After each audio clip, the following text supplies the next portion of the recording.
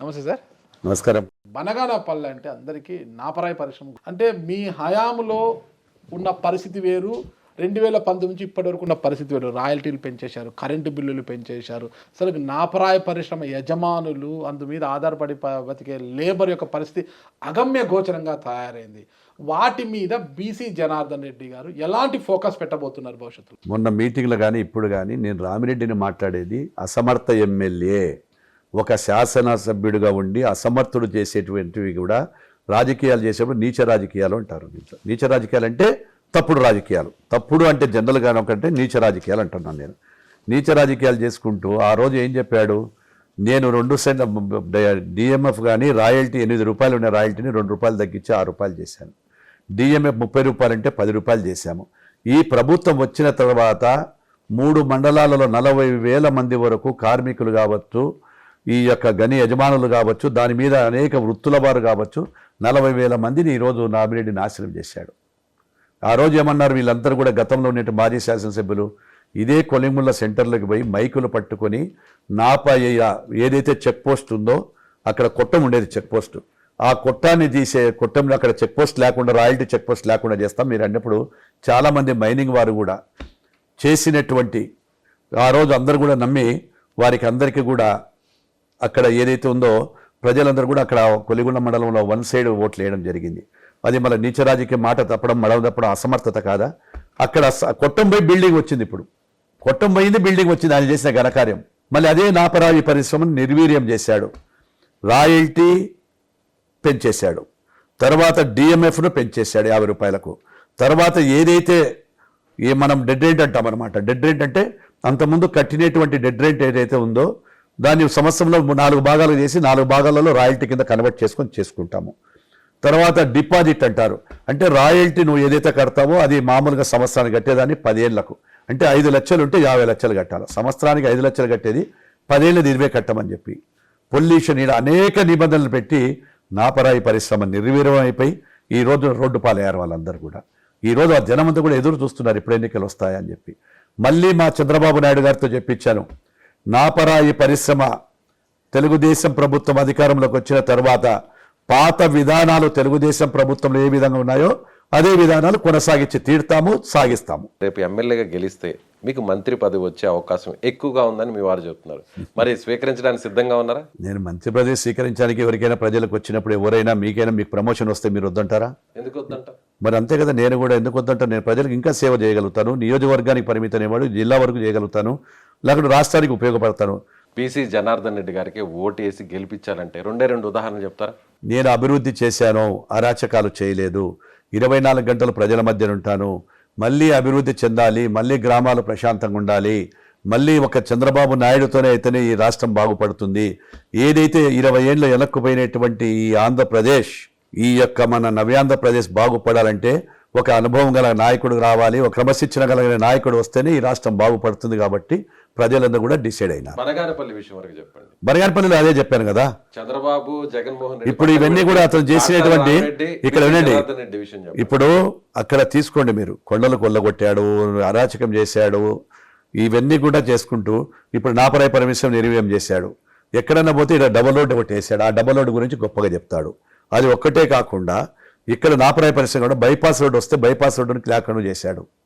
దద్దనాల ప్రాజెక్టును ఎండగట్టాడు, దద్దనాల ప్రాజెక్టు నేను నీళ్లు చేస్తే దద్దనాల ప్రాజెక్టులో నీళ్లు లేకుండా ఈరోజు పిట్టల్లాగా నీకు కూడా నీళ్లు లేవు. అదే లిఫ్ట్ కింద 9 నెలలు ఎస్ఆర్బీసీ పారింది ఈసారి వర్షాలు బాగా పడడంతో. 9 నెలలు ఎస్ఆర్బీసీ పారితే నీళ్లు లిఫ్ట్ చేయొచ్చు కదా, ఒక్కరోజు కూడా లిఫ్ట్ చేయలేదు. ఇన్ని సమస్యలు ఉన్నాయి. రాష్ట్ర వ్యాప్తంగా తీసుకుంటే మీ కూటమి మేనిఫెస్టో, ఆ చంద్రబాబు గారు 6 గ్యారెంటీలు వచ్చాయి. రాష్ట్ర వ్యాప్తంగా 6 గ్యారెంటీలు పక్కన పెడితే మీరు అన్నారు కదా, బనగానపల్లె అభివృద్ధి కోసము మీ గ్యారెంటీలు ఏంటి? అసలుకి బనగానపల్లెలో మీ గ్యారెంటీలు ఏంటి? ప్రజలకు మీరేం గ్యారెంటీ ఇవ్వబోతుంటే లోకల్ మేనిఫెస్టో ఏంటి? మీ లోకల్ ఏం లేదండి, మా పార్టీలు ఇచ్చినటువంటి అన్ని చేస్తాము. అక్కడికక్కడ రాష్ట్ర వ్యాప్తంగా అమలు చేసేది స్థానిక కూడా ఎక్కడైతే ఇప్పుడు ముఖ్యంగా బైపాస్ రోడ్డు ఒకటి మాకు బనగానపల్లి నియోజకవర్గం కోయిలకుంట్ల బనగానపల్లిలో ప్రజలు నరకయాతన పడుతున్నారు. చుట్టూ పెద్ద పెద్ద పరిశ్రమలు వచ్చిన తర్వాత ఇంతకుముందు పెద్ద పెద్ద కంటైనర్లు లేవు, అంటే 14 టైర్స్ 18 టైర్స్ లారీలు లేవు. ఇప్పుడు ఆ లారీలు రావడంతో రోడ్లు ఇరుకు అయిపోయి జనాభా పెరిగింది, అప్పుడు ఏదో ఇంటికి ఒక స్కూటర్ ఉంటే ఇప్పుడు ఇంటికి 3 స్కూటర్లు అయినాయి, ఇంటికి ఒక కారు వచ్చింది. ఇవన్నీ కూడా ట్రాఫిక్ సమస్యలు విపరీతంగా నరకం అనిపిస్తున్నారు. అదే రింగ్ రోడ్డు బనియాన్పల్లెకు నేను 2019లో పూజ చేసినప్పుడు వచ్చినటువంటిది ఈ పాటికి కంప్లీట్ చేసింటే ప్రజలందరూ సంతోషపడేవాళ్ళు. ఆ రివర్స్ టెండరింగ్ తీసుకొచ్చి అది క్యాన్సిల్ కాకుండా అసమర్థుడా కాదా? రింగ్ రోడ్డు లేకుండా చేయడం అసమర్థత కాదా? ఇప్పుడు ఇక్కడ నుంచి తాడపత్రికి వెళ్ళండి, రామాపురం దగ్గర ఎట్లున్నాయి రోడ్లు. 1 కిలోమీటర్ రోడ్డు పోవాలంటే 20 నిమిషాలు పడుతుంది గుంతలలో. అవుకు దగ్గర ఇంత ఉన్నాయో చూడండి, గతంలో ఏ విధంగా ఉన్నాయో చూడండి. అదేవిధంగా దద్దనాలకు నీళ్లు లేకుండా చేశాడు. ఇప్పుడు అవుకు రిజర్వాయర్ ఎండిపోయింది. అతను మన దగ్గర నీళ్లు మనవే, సొమ్ము మాది, ఎందుకు ఇచ్చిపెట్టాలా కింద పులివెందులకు అని చెప్పి ఇవన్నీ కంటికి కనిపిస్తున్న సమస్యలే. రాష్ట్ర వ్యాప్తంగా చంద్రబాబు గారు రాష్ట్ర అభివృద్ధి కోసము 6 గ్యారెంటీలు ఎలా చెప్పారు, బనగానపల్లి అభివృద్ధి కోసం మీ గ్యారెంటీలు ఏంటి, మీరు ప్రజలకు ఇచ్చే హామీలు ఏంటి, అసలు మీ మేనిఫెస్టో ఏంటి? ఇదే చెప్తున్నా కదా, ఏ గ్రామాలలో అయితే ఇప్పుడు వెనుకబడిపోయిన ప్రాంతాలలో సీసీ రోడ్లు లేవు, డ్రైనేజ్ అంతా కూడా ఈ 5 సంవత్సరాలు ఒక్క సీసీ రోడ్లు కానీ డ్రైనేజీలు కానీ చాలా చోట్ల లేవు.